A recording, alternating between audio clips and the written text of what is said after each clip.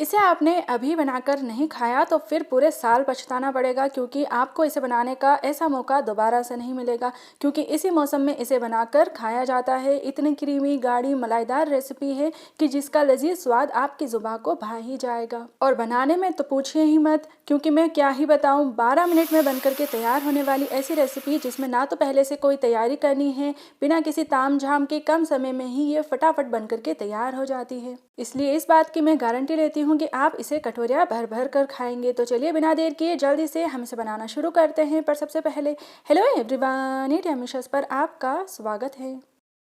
तो इसके लिए सबसे पहले हमें किचन में जाते ही गैस पर कढ़ाई को रख देना है। मोटे तले वाली भारी कढ़ाई का आप इसमें इस्तेमाल करें और गैस के आंच को ऑन करके इस कढ़ाई में हम डालेंगे बस हाफ टी स्पून देसी घी। ना तो हमें इसके लिए पहले से कुछ भिगोना है, ना कुछ पीसने की ज़रूरत है। फटाफट से ये बनने वाली रेसिपी है। तो यहाँ पर घी के डालते ही हम इसमें डालेंगे ये इस तरह की सेवई।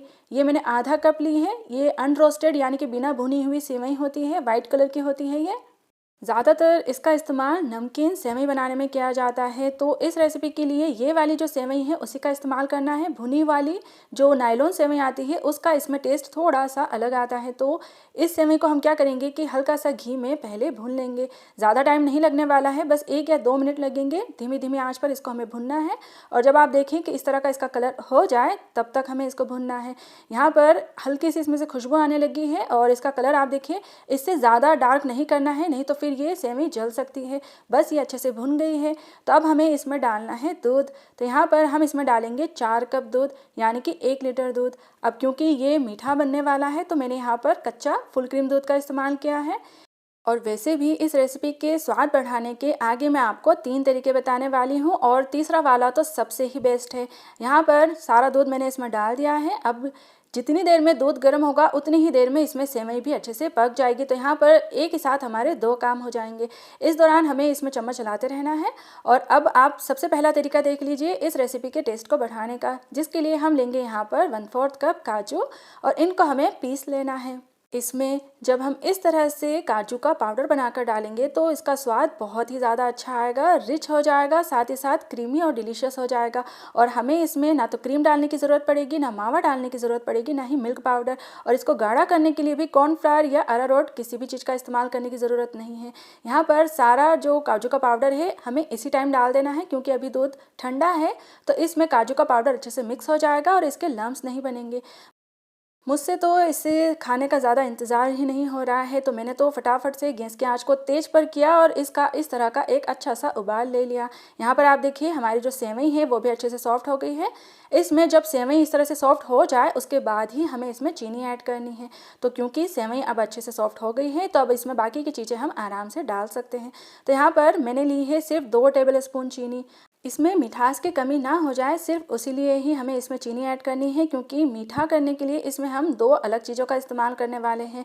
तो थोड़ी सी चीनी आप अपने स्वाद के अनुसार इसमें डाल सकते हैं, चाहे तो पूरा ही आप इसे चीनी से मीठा कर सकते हैं। लेकिन अब आप देखिए मैंने लिया है यहाँ पर कंडेंस मिल्क। ये मैंने 1/3 कप लिया है। ये हम इसमें डालेंगे, क्योंकि ना तो मावा डाल रहे हैं, ना मिल्क पाउडर डाल रहे हैं, ना ही गाढ़ा करने के लिए कोई चीज़ डाल रहे हैं। तो कंडेंस मिल्क डाल देंगे तो इसका टेस्ट बहुत ही ज़्यादा अच्छा आएगा।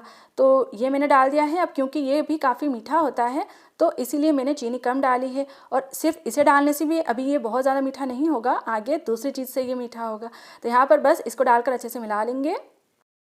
इसमें अपनी पसंद के हम थोड़े से ड्राई फ्रूट डाल देंगे। तो यहाँ पर आप देखिए मैंने लिए हैं 1 टेबल स्पून चिरौंजी, इसको चारोले भी कहा जाता है। इस तरह की सेवई में ये मुझे बहुत अच्छी लगती है तो ये मैंने डाल दिए हैं। इसी के साथ थोड़े से मैंने ये पिस्ता के कतरन लिए हैं, ये डाल दिए हैं। और हाफ टी स्पून मैंने हरी इलायची का पाउडर डाल दिया है। आपने भी मीठी सेवई ज़रूर से बनाई होगी, लेकिन अगर आप उसमें मेरी तरह थोड़ा सा काजू का पाउडर डाल देंगे तो स्वाद का जादू ही हो जाएगा। और गर्मियों के मौसम में ज़्यादा देर किचन में खड़े रहकर पसीना पसीना होकर के टाइम लगा करके कुछ भी बनाना हो तो सबको आलस आ ही जाता है। तो मैं आपको ये फटाफट से बनने वाली रेसिपी बता रही हूँ, जिसका आनंद जब आप खाएंगे तभी आपको आएगा।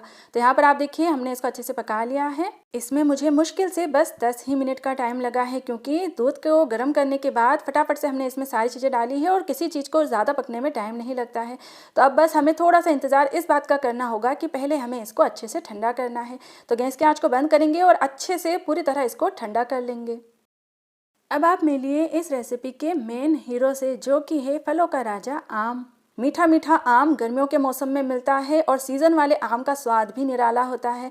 और इस तरह से आम से हमें कुछ ना कुछ चीज़ तो ज़रूर से बनाकर खाना चाहिए। मिल्क शेक, आइसक्रीम, ये तो हम खाते ही रहते हैं, लेकिन एक बार अगर आपने ये मैंगो सेवई खा ली तो खाते ही रह जाएंगे। हमें यहाँ पर आम को पीसना है और फिर उसका पल्प ठंडी की गई सेवई में डालना है। अब इसमें हम जितना मीठा पका हुआ आम का इस्तेमाल करेंगे उतना ही ज़्यादा इसमें अच्छा आम का फ्लेवर भी आएगा और आम की मिठास भी आएगी। तो इसी हिसाब से मैंने इसमें चीनी और कंडेंस मिल्क का इस्तेमाल किया है। अच्छे से आम के पल्प को हम इसमें मिला लेंगे और फिर अच्छे से इसको थोड़ी देर हम फ्रिज में रखेंगे ठंडा होने के लिए, और फिर इसको गर्मी में ठंडा ठंडा सर्व करेंगे। तो इस तरह से मैंने तो मेरी रेसिपी आपको बता दी। अब आप मुझे कमेंट करके बताना कि आपको मेरी ये रेसिपी अच्छी लगी या फिर बहुत ज़्यादा ही अच्छी लगी। ओके, तो आपने देखा, ना तो कोई ज़्यादा मेहनत लगी, ना ही ज़्यादा तामझाम करने की ज़रूरत पड़ी, और ये गाढ़ी क्रीमी मलाईदार सी हमारी मैंगो काजू सेवई बनकर के तैयार है। सच में ये इतनी टेस्टी और डिलीशियस बनी है कि खाने वाले बस इसे खाते ही रह गए हैं। अगर टेक्नोलॉजी होती तो मैं आपको मेरी बनाई हुई ये मैंगो सेवई ही टेस्ट करा देती, लेकिन कोई बात नहीं, अपनी पूरी रेसिपी तो मैंने आपको सही से बता ही दी है, जिसे आप आसानी से बना सकते हैं। तो अगर अगले साल तक आप इसे बनाने से पछताना नहीं चाहते हैं तो एक बार ज़रूर से इसे बनाइए, खाइए और सबको खिलाइए। सबको ये मैंगो सेवई सच में बहुत ज़्यादा पसंद आएगी। और फिर उसके बाद अगर आपको मेरी ये रेसिपी पसंद आए तो प्लीज़ आप इसे लाइक करना बिल्कुल ना भूलें, सभी के साथ इसे शेयर करें, और हमारे चैनल ईट यम्मी शोज़ को प्लीज़ ज़रूर से सब्सक्राइब करें, ताकि आगे भी आपको मेरी ऐसी रेसिपीज़ देखने को मिलती रहे। और नई रेसिपीज़ की नोटिफिकेशन के लिए बेल आइकन पर क्लिक करना बिल्कुल ना भूलें। हम नेक्स्ट रेसिपी के साथ जल्द ही मिलते हैं। टिल देन एंजॉय दिस ठंडी ठंडी मैंगो काजू सेवई, and thanks for watching Eat Yummy Shows।